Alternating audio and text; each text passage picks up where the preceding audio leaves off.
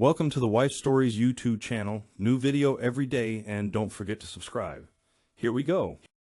I stood there in the silent entryway of our suburban home, shoes still on, coat draped over my arm. The house felt dimmer than usual, as though the lights were reluctant to turn on fully, almost as if they sensed what was happening behind closed doors. My chest tightened with a feeling I can only describe as dread, that low, ominous churning that claws at your guts when you know something isn't right. I wasn't supposed to be back yet. Nobody expected me until late evening.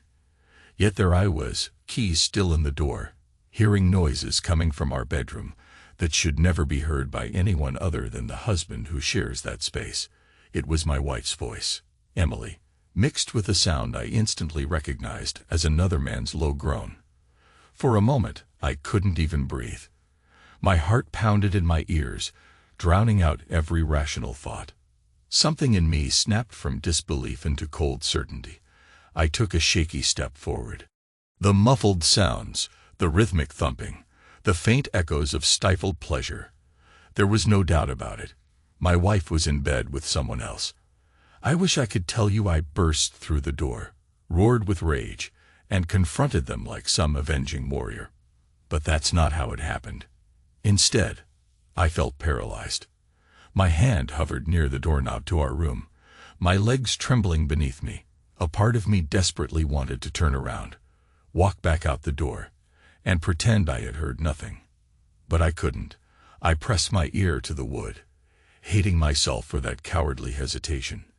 Then, in a single decisive movement, I shoved the door open. The brightness from the hallway spilled into the dim bedroom. Emily gasped, half sitting up, chest flushed red from exertion, hair tousled around her face. Lucas, the man I had only recently begun to suspect, froze with wild eyes. He was younger, leaner, sweat beading on his temples. The sheets slid off them, revealing their glistening bodies. The smell in the air, perfume, sweat, sex, hit my senses like a savage punch.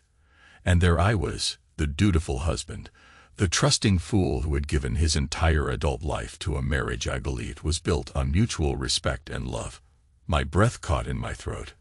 I felt humiliated as a man, as if someone had ripped away every shred of dignity I possessed. Emily's eyes, wide and frightened, locked on mine.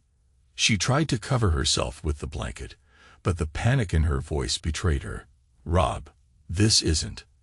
I can't describe the jolt that went through me when I heard her try to speak, to justify or excuse what was so obviously, painfully real. For a moment, I couldn't say a word. I just stood there, my fist clenched so tight around the doorknob I could almost feel the metal bending under my grip. The humiliation washed over me like a scalding tide. My voice, when it finally emerged, sounded hoarse, and so foreign I barely recognized it. "Don't," I said. "Don't say a word." My gaze flicked over the rumpled sheets, the pillows scattered about, and Lucas's shirt crumpled on the floor. The entire scene burned itself into my memory with an intensity so fierce I wanted to claw my eyes out. The knot in my throat tightened. I glanced at Lucas. He scrambled off the bed, nearly tripping over his pants. He looked at me with a mix of fear and defiance, as though he was ready for a confrontation, but also terrified of what I might do. He didn't say anything. Neither did I. It was Emily's voice that broke the silence again. "Rob, listen. This wasn't supposed to happen." My voice cracked. "Yeah, I'm sure it wasn't." There was a heartbeat of tension that stretched into eternity. In that instant, I became acutely aware of every beat of my pulse, and every twitch of my muscles. My wife, my Emily, lay naked under the covers with a man I barely knew. And all I could think was, "I gave you everything." I exhaled, shaky, trying to muster some semblance of control. The last thing I wanted was to burst into tears. A man's not supposed to cry, right? That's the rule we grow up with. But damn if it didn't feel like shards of glass were slicing through my chest. I swallowed hard. "Get dressed," I said. My voice sounded far calmer than the storm raging inside me. "Both of you. Now." Lucas grabbed his clothes off the floor and hurriedly pulled them on. I stood back, letting him pass. He tried to move around me, but I stepped into his path, noticing him flinch. A small pathetic part of me felt a flicker of satisfaction that he feared me, if only for a second. Then, with a weary exhale, I let him go. He left the room without another word. The front door opened, slammed shut. Emily and I were alone. I could hear my own breathing, raw and uneven. She sat on the edge of the bed, the sheets wrapped around her body, face pale with shock. I remembered the younger, radiant woman I married, the one who made me believe in things like soulmates and forever. Now she was just a stranger. "Say something," Emily pleaded, her voice trembling. "Yell at me. Just do something." I closed the door behind me and stepped into the room. The light was still on, illuminating every ugly detail. And what did I feel? Rage, betrayal, humiliation. It all blended into a hollow ache in my gut. "There's nothing to say," I murmured. My throat felt tight. I suspected for a while. I just wasn't sure. Now I'm sure. She started crying, face crumpling, tears glistening on her cheeks. "I never meant to hurt you." It was such a predictable line that I almost laughed. But the laugh died halfway up my throat, replaced by a searing bitterness I couldn't fully contain. "You once told me," I said, letting the memory slip out, "that we'd always be honest, no matter how bad it got. Remember? Always, Rob. No secrets." That was your line. "You want me to use your words now, because I will. We promised to respect each other. Isn't that what you said?" She buried her face in her hands. That used to be a gesture I found endearing, something that showcased her vulnerability. Now it just made me sick to my stomach. "I'm sorry," she whispered. "I know that doesn't fix anything, that I am." A wave of nausea churned in my gut. I turned on my heel and walked out. She called after me, but I kept going. My head was pounding, swirling with images I couldn't unsee. A man shouldn't have to witness that with his own wife, no matter how many relationship problems exist, no matter how distant we've become. There are lines you just don't cross. I stopped in the hallway, pressing my back against the wall, sliding down until I sat on the floor. My fists clenched, nails digging into my palms. I didn't cry. I refused to let that happen. I sat there, breathing hard, until I heard Emily moving around in the bedroom, presumably dressing. After some time, she stepped into the hallway, eyes red, face blotchy, and tried to kneel beside me. "Get away," I muttered, my voice cracking. "Just stay away." She hovered for a moment, uncertain, then retreated back into the bedroom. I heard the door close gently. The sudden quiet was worse than any shouting match we might have had. Time passed in a haze. I don't know how long I sat there. Eventually, I forced myself to stand, grabbed a few necessities from the guest closet, and stumbled out the front door into the night air. I found myself driving aimlessly, not remembering if I'd even turned on the headlights. I ended up parking in some lot near a rundown motel, ironically the same brand of motel I once suspected her frequenting. I stared at the flickering sign, the neon reflection dancing across my windshield like a cruel mockery of my life. My phone vibrated with an incoming call from Emily. I ignored it, then tossed my phone onto the passenger seat. Everything around me felt surreal, like I was trapped in a dream I couldn't wake from. Eventually, I realized I couldn't just sit there. I needed to do something. So I drove. I drove until the empty highway stretched before me, and the city lights faded behind. I ended up at a cheap roadside motel, the kind that smelled vaguely of bleach and old cigarettes. The clerk didn't even glance up as I paid cash for a room. Inside, the bed was stiff, the walls paper-thin. Still, I sank onto the mattress and stared at the flickering TV for hours, not absorbing a word. My mind kept replaying those few moments in our bedroom. Emily's startled cry, Lucas's sweat-slicked torso, the shape of my wife's leg curled around him. My stomach roiled. 1,000 questions hammered in my skull. How long had this been going on? Why him? What did I do, or fail to do, to push her into another man's arms? And more importantly, why did I still feel a strange, desperate love for her despite everything? Sleep never really came. I dozed off for scattered minutes, jolting awake to nightmares of them in each other's arms. By dawn, I was exhausted, my face unshaven, my throat raw. Yet behind that exhaustion was a spark of something else, a grim determination. If she thought I'd roll over and accept it, she was dead wrong. I wasn't the trusting fool anymore. The next few days blurred. I avoided the house, using every excuse to stay out. Work was almost a blessing.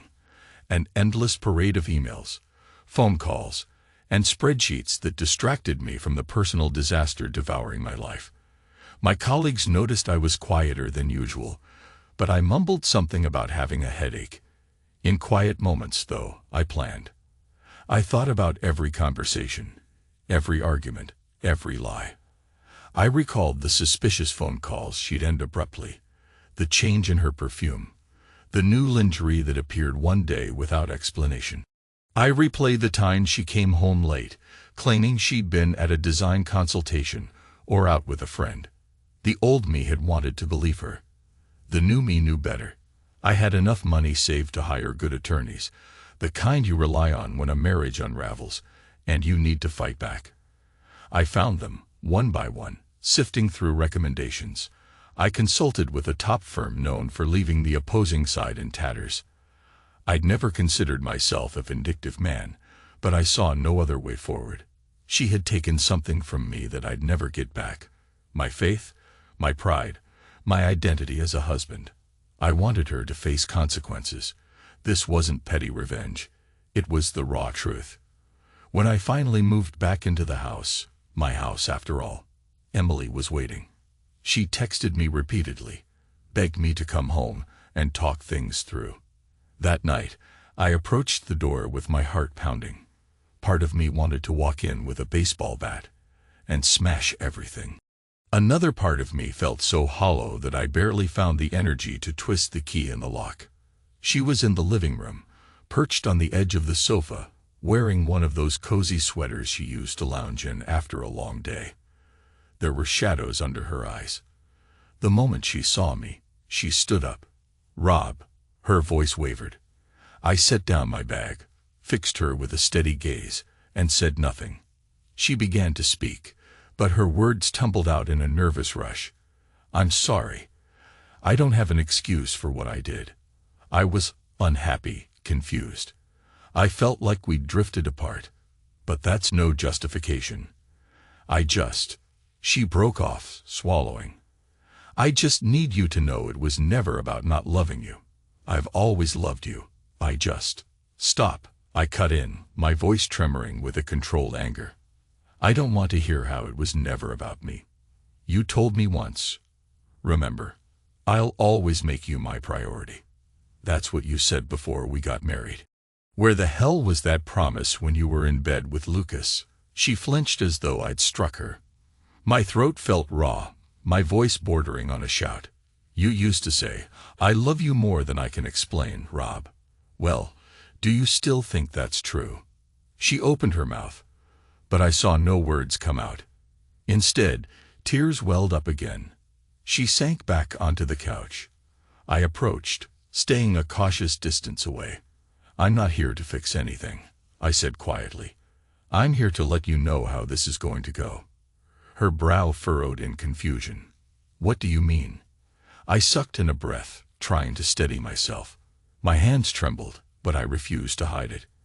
"I hired some people," I said. "Attorneys. They're going to make sure you face the legal side of this marriage falling apart. Financially, socially, every way that matters." She paled. "Rob, we can work this out, can't we? Marriage counseling, or at least talk to me." "Don't just talk to you." My voice rose. "There is no talking that changes what I saw, what I felt. I caught you and Lucas in our bed, Emily. That's not a mistake you come back from. Especially not after all those times you told me you cared more about our relationship than anything else. It's not just about the sex. It's about the betrayal, the lying, the way you looked at me when I confronted you. She choked back a sob. It's over between him and me. I swear. I ended it. I let out a bitter laugh. I'm sure you did. After I walked in.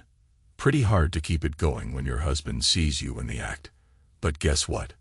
It doesn't matter. You gave me something that can't ever be undone. You gave me the truth.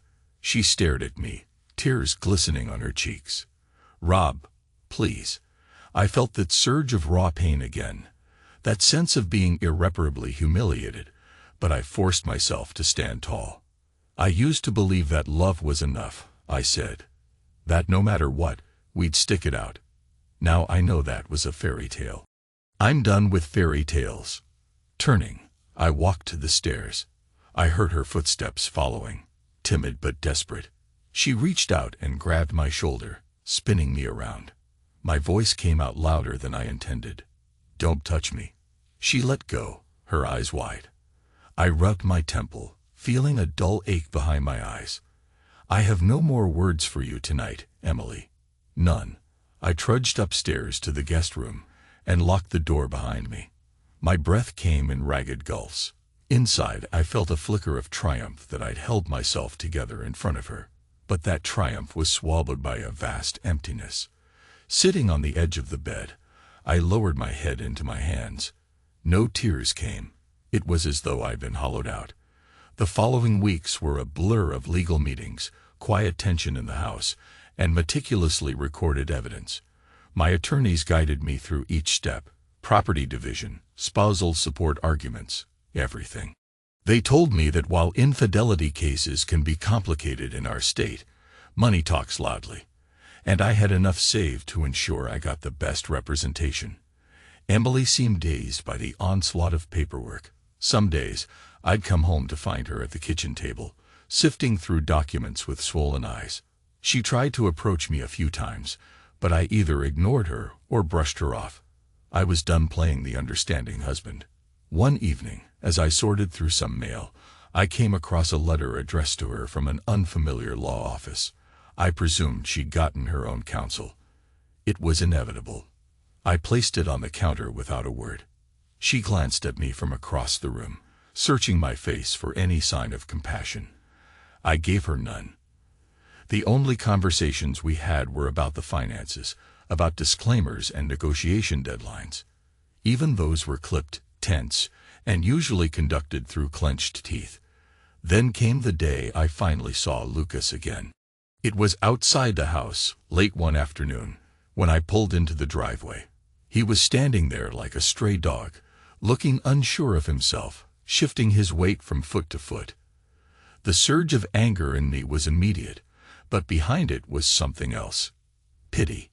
Because I could see in his eyes that he hadn't come to claim Emily, not this time.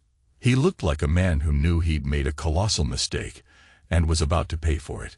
I got out of the car, slammed the door, and stared at him. "What are you doing here?" He cleared his throat, avoiding eye contact at first. "I just wanted to talk, if that's okay. I tried calling Emily, but she doesn't answer. I want to see if she's all right. I heard about You heard about the lawsuits, the divorce, all of it." He nodded, swallowing hard. "Yeah." A bitter laugh escaped my lips. "Now that everything's coming apart, you want to check on her. Let me guess. You feel guilty. Maybe you didn't expect it to blow up like this. Maybe you thought you could both have your little fling without consequences." His jaw tensed. "Look, man, I didn't plan to hurt anybody. I didn't know you two were so serious." I almost lunged at him, fists balled. A white-hot rage flared, but I held it back, barely. "We were married." I roared. My voice cracked at the end, but I didn't care. "Married, Lucas. You think we weren't serious?" He bowed his head, a flush creeping up his neck. "I'm sorry." I stood there, chest heaving, arms shaking with the effort of not swinging at him. For a second, I glimpsed the fear in his eyes. Then something in me cooled. I didn't want to go to jail over this creep. I didn't want to stoop to his level. Just leave, I said through clenched teeth. Don't you ever show up here again. He took a step backward, raising his hands in a placating gesture. All right, all right. I'm going. Before he turned away, he mumbled, tell Emily. Just tell her I'm sorry. I looked away, swallowing the bile in my throat, and he hurried off. The moment his car disappeared down the street, I caught sight of Emily standing in the doorway, watching. She wore that haunted look I'd come to know so well over the past weeks. You hear all that? I asked, my voice still rough. She nodded. We stood staring at each other for a tense moment. Then, wordlessly, I walked inside. She followed. The air between us crackled with unresolved tension. Later that evening, I found her in the living room, arms wrapped around herself as she stared at the blank TV screen. For some reason, I decided to speak. Maybe I wanted to tell her about Lucas showing up, even though she'd witnessed it. Maybe I just needed to hear my own voice. You realize, I said slowly, once this is done, you might lose everything. The house, financial stability. You might even lose him too. She turned her gaze to me, her eyes hollow.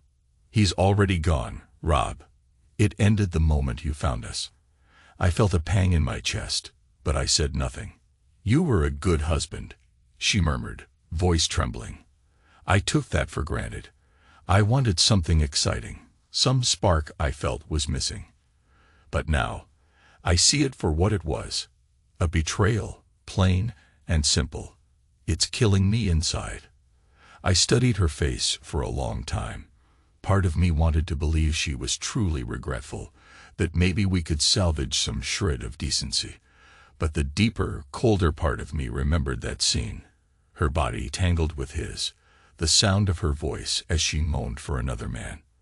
That memory snuffed out any ember of sympathy. What do you expect me to say? I asked quietly. That I forgive you. That I want you back. She shook her head, tears brimming. I don't expect anything. She trailed off, unable to finish.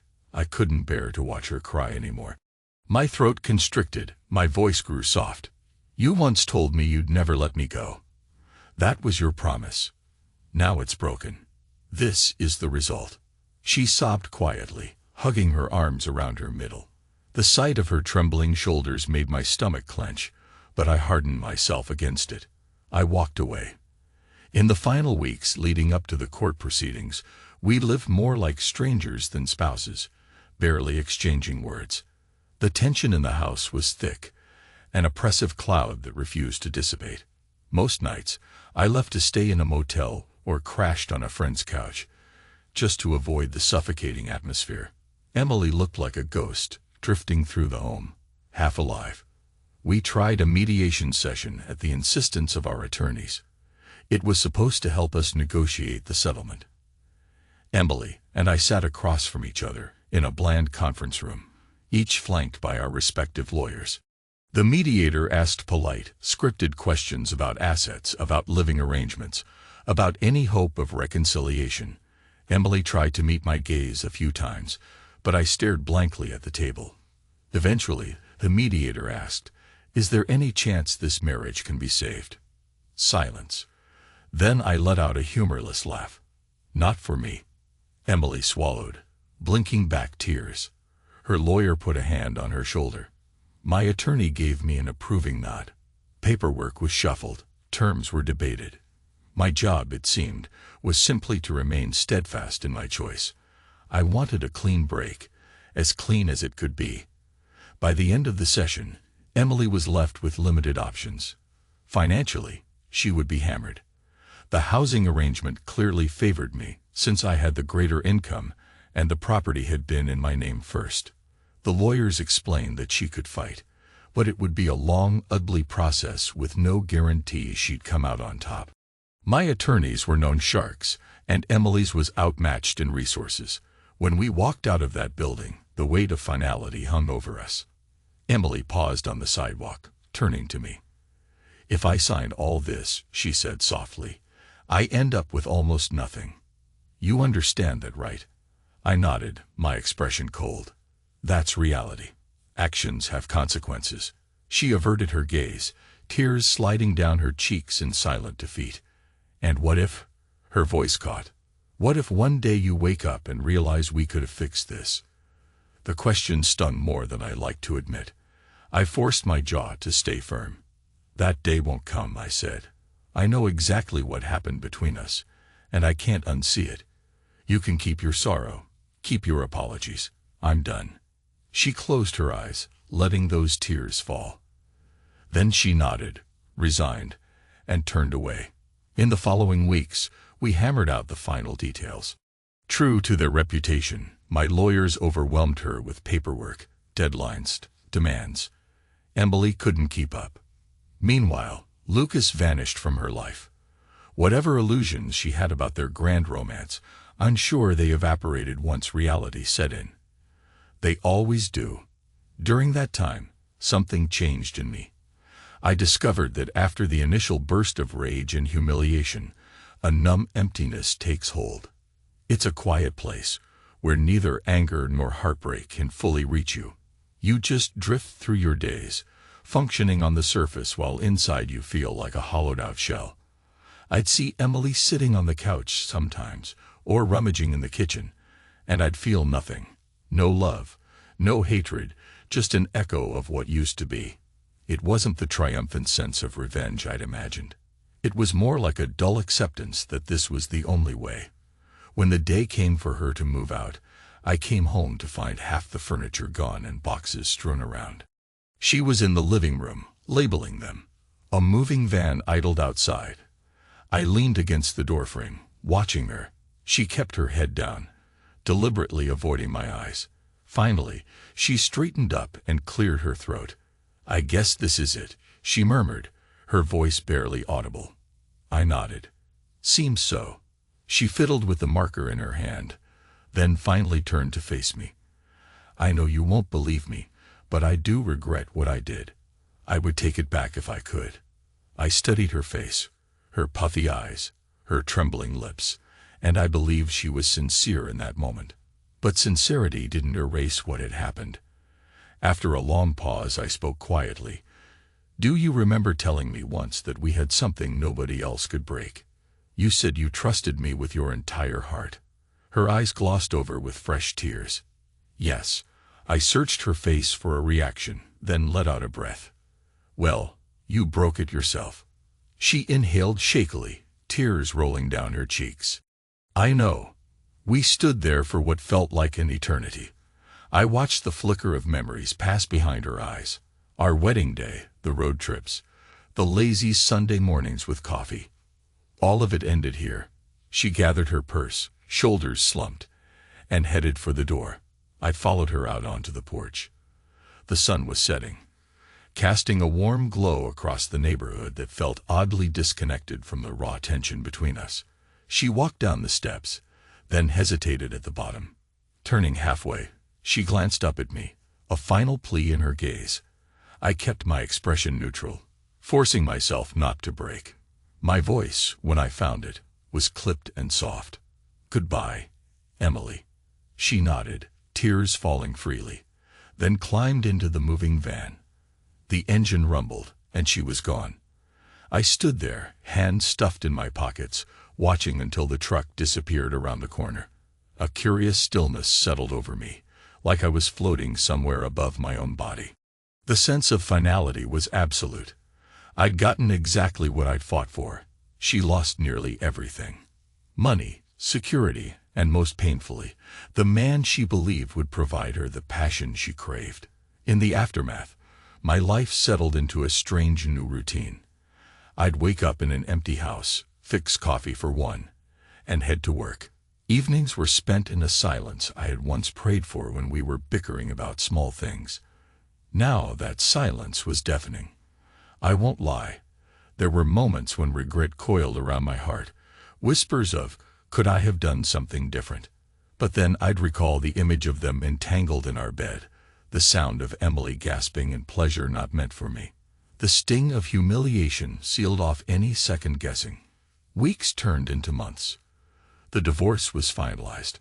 I got the property, the car, most of the savings. She walked away with a fraction of our assets and a battered sense of self. Part of me wondered if Lucas ever tried to reach out again, but I never asked, and she never volunteered any information. I saw her only once more, unexpectedly, at a grocery store across town. She was walking down an aisle, eyes scanning the shelves. My stomach knotted when I recognized her posture, the delicate shape of her wrist. I froze. She turned her head, spotted me, and for a brief second we locked eyes. She offered a tentative half-smile, more of a sad acknowledgement than a greeting. I gave a small nod. Neither of us approached. We turned our carts in different directions, leaving that fleeting moment behind. That night, I sat on my porch with a beer in my hand, watching the sun dip below the horizon. A sense of strange peace crept over me. Not happiness, not sadness, just a quiet acceptance. The emptiness still existed, a hollow feeling that might never fully go away. But there was also a weight lifted. I no longer had to search for evidence or wonder if she was lying. I had the truth, and it came with a cost. Sometimes I catch myself thinking about her laughter, the way we used to share stupid jokes nobody else would understand. My chest tightens, but I force myself to breathe through it. A man doesn't cry, right? That's what we're taught. Instead, I let the pain settle into a dull ache in the background, a reminder of lessons learned. I remember the day I confronted her in our bedroom, how I didn't even scream or shout the way I thought I would. I realize now it was because, in that moment, I knew it was already over. The love I had believed in so fiercely had died the instant I saw her with Lucas. All that remained was the hollow shell of a promise that once meant everything. But if there's one thing I've learned through this ordeal, it's that the end can also be a beginning. A fragile, uncertain beginning, yes, but still a chance to rebuild something. My own sense of dignity, my hopes for the future, even a new perspective on life.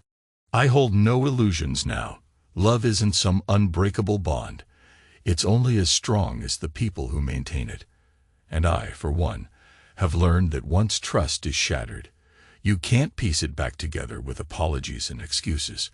It becomes something else entirely, a broken reflection of what you used to have, with sharp edges that can cut you if you try to pick it up. In the quiet hours after the final settlement, after she packed her last box and drove away, I sat in the house that was now undeniably mine. I listened to the echo of my own footsteps in the hall. I thought of the vow I'd once made, to stand by her until death parted us, and realized that vow had dissolved into a memory I barely recognized.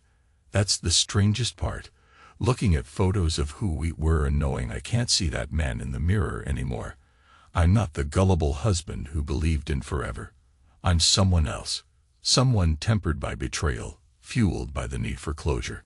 People might wonder if I regret unleashing the lawyers on her, making sure she felt the full consequences. They might ask if that was revenge, plain and simple. But to me, it wasn't about vengeance. It was about forcing reality to match what I felt inside. That everything should change, that she should lose as much as I lost. Because in her world, I was no longer a husband, not even a man, just a machine, the provider who was too blind to see her slipping away. I sit here now, on the porch, finishing my beer, feeling that emptiness settle like a quiet companion. I've come to accept it.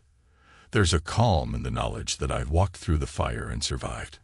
I don't feel the triumph I once expected. Instead, I feel an odd, subdued relief.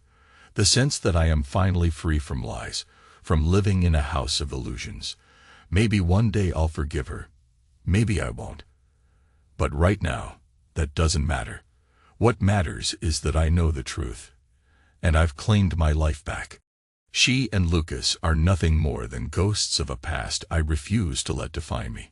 And yet, in the stillness of the evening, when the fading light stretches shadows across the lawn, there's an inescapable whisper of sorrow that tugs at my heart. A sorrow for the man I was, for the life we thought we had, for the illusions that kept me warm on sleepless nights. I bury it deep, locking it away under layers of stoicism. I remember the moment in the motel parking lot, the neon flickering overhead, and I think about how in that moment I realized love can be a fragile fiction. I realize now that I'm older, maybe a bit wiser, that real love can't thrive on illusions. If it does, it's doomed. I've learned to stand on my own 2 feet again, discovered a painful but necessary independence. Sometimes I talk to my mother on the phone, and she says, "I'm proud of you, Rob. You're stronger than you know." I wonder if she realizes just how broken I still feel at times. But maybe that's the lesson. Men can be broken, men can hurt, and yet we keep going, forging new paths. So here I am. Free, empty, numb. That triad of emotions has become oddly comforting. There's a sense of possibility in it, even if it's overshadowed by the ache. The papers are signed, the attorney's paid, and I'm left with my own choices, my own future. Sometimes I catch a glimpse of her in my dreams. Emily smiling, her hair catching the sunlight, or leaning against me on a park bench. I wake up with tears burning behind my eyes, my throat tight. The dream fades, replaced by the memory of her betrayal, and the tears recede, leaving me in that cold, empty place once again. I'm sure, in her world, she's dealing with her own ghosts. I don't wish her well or ill. I just don't wish anything at all. It's a strange form of closure, I suppose, a freedom from caring. That's the final part of the story. How the man who once loved so deeply ends up feeling nothing. It's a stark, quiet emptiness that even anger can't penetrate anymore. I look back at that fateful day, hearing her in the bedroom, that muffled moan of pleasure meant for someone else. My entire identity shattered in an instant. I wonder if she knows just how permanently that moment changed me. Maybe she does. Maybe she doesn't. Either way, the outcome is set in stone. We are done. She is with her regrets, and I am with myself. If there's a moral to any of this, it might be that every lie we tell will eventually demand payment. She told her lies, lived her little fantasy with Lucas, and now faces a future stripped of the stability she once took for granted. As for me, I've paid too. I lost the innocent trust I once carried. The old me is gone, replaced by a man who knows exactly what it feels like to stare betrayal in the face and find no tears left. This new man might never be the same, but maybe that's all right. Maybe we aren't meant to remain the same naive versions of ourselves forever. At night, I still have that recurring dream of driving aimlessly down a dark highway. The road stretching on and on. I see the neon sign of a motel flickering in the distance, the memory of her betrayal glowing in the back of my mind. And I realize I can choose to keep driving, or I can stop and let the past swallow me. I keep driving. Because, in the end, all that's left is the truth. She betrayed me. I survived. And nothing will ever be as it was. But at least now I'm free. Free to feel this emptiness, this raw acceptance, and maybe, someday, to let something new grow in the places love once occupied. That's where this story ends, or maybe where it truly begins. Because the man I see in the mirror now, the one with the haunted eyes and the set jaw, he's someone I'd barely recognize. But he's real, stripped of illusions, and he's all I have left. I came home early that day. And in doing so, I discovered everything I needed to know.